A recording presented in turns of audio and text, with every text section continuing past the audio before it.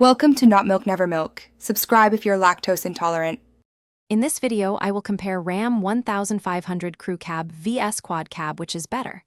Follow along as we break down seating space, bed length, towing capacity, and daily comfort so you can choose confidently.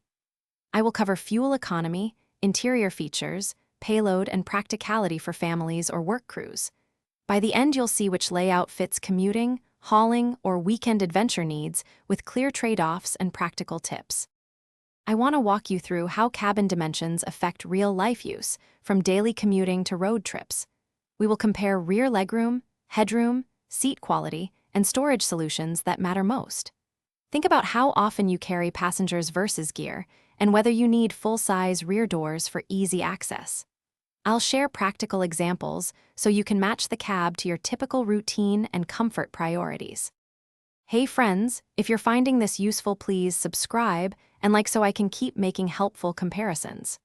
Quick recommendation. I use these leak-proof containers for snacks and lunches during long drives and workdays. They are a small convenience that makes a big difference.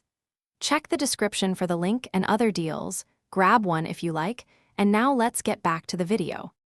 Let's examine bed lengths, towing capability, and how much you might expect to spend. I'll compare payload and hitch ratings, explain how engine choices change tow numbers, and outline which cab better supports regular towing versus occasional hauling.